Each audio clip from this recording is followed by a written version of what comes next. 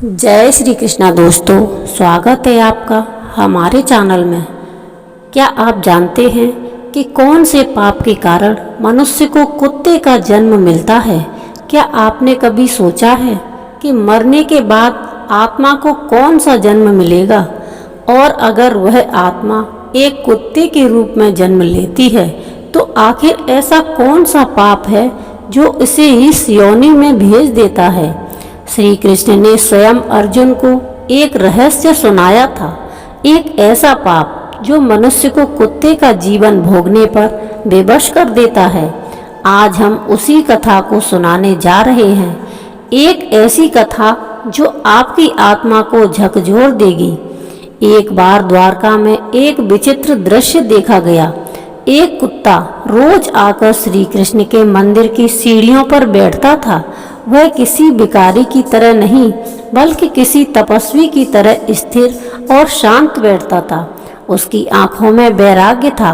उसकी हर हरकत में जैसे कोई छिपा हुआ संदेश था। कई लोगों ने उसे भगाया लेकिन वह फिर लौट आता था।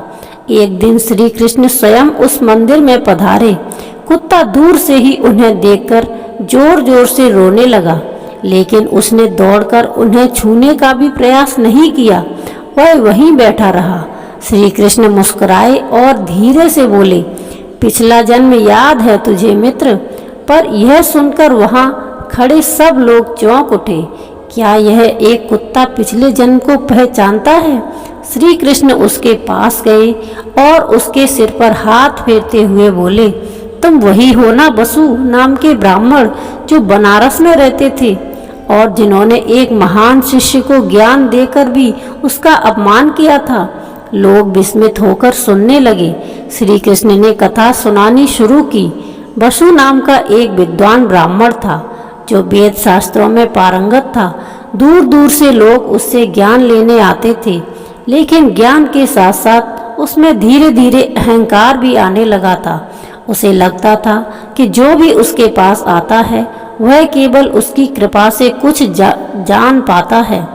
एक दिन एक निर्धन और निम्न जाति का युवक उसके पास ज्ञान की याचना करने आया। वह विनम्र था, शुद्ध हृदय वाला था और सच्चे भाव से विद्या चाहता था। बसु ने पहले तो उसे आश्रय दिया, लेकिन जैसे जैसे युवक ने विद्या में प्रगति की, ब्राह्मण को जलन होने लगी। एक दिन सभा में सबने उस युवक की प्रशंसा की। तब बसु का अहंकार भड़क उठा। उसने सबके सामने उस शिष्य को अपमानित कर दिया। कहा, तू चाहे जितना जान ले, लेकिन तेरी जाति तुझे नीचे ही रखेगी। ज्ञान पाने के योग्य भी नहीं था तू। उस युवक ने चुपचाप श्री हरि का स्मरण किया और वहां से चला गया। श्री कृष्ण बोले, उस दिन बसु ने न केवल एक शुद्ध हृदय वाले शिष्य का अपमान किया बल्कि ज्ञान के स्वरूप का भी अनादर किया था। अहंकार, अपमान और जातिगत घृणा, यह तीन ऐसे पाप थे जिन्होंने उसके पुण्य को नष्ट कर दिया। यही कारण है कि बसु को अगले जन्म में कुत्ते की योनि मिली। जो व्यक्ति किसी भक्त का अपमान करता है, किसी ज्ञानी की निंदा करता है और अहंकार में डूबकर दूसरों को तुच्छ समझता है, वह मनुष्य योनि से गिरकर पशु योनि में चला जाता है। और यदि वह पशु योनि कुत्ते की हो तो समझ लो कि उसने किसी न किसी रूप में ईश्वरीय गुणों का तिरस्कार किया है। कुत्ता अब चुपचाप श्री कृष्ण के चरणों में लेट गया था, मानो क्षमा मांग रहा हो। श्री कृष्ण ने अपनी आंखें मूंद ली और कहा, अब तेरा पाप क्षीण हुआ है। अगले जन्म में तू फिर से मानव योनि पाएगा, लेकिन इस बार अहंकार नहीं, केवल सेवा, नम्रता और भक्ति के साथ जीवन जीना। सभी लोग इस दृश्य को देखकर स्तब्ध रह गए। उन्हें समझ में आ गया कि बाहरी रूप चाहे कैसा भी हो, लेकिन हर आत्मा के पीछे एक कहानी होती है।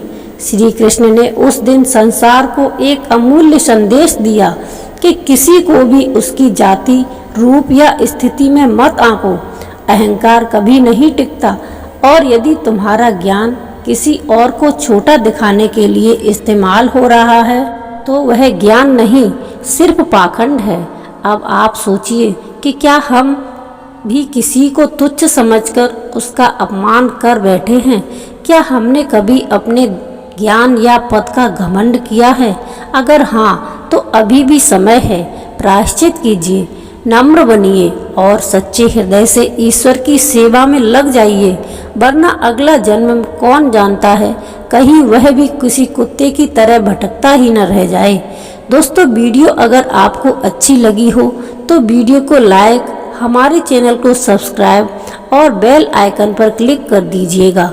वीडियो को ज़्यादा से ज़्यादा शेयर करके कमेंट में जय श्री कृष्णा जरूर लिखिएगा। जय श्री कृष्णा। राधे राधे।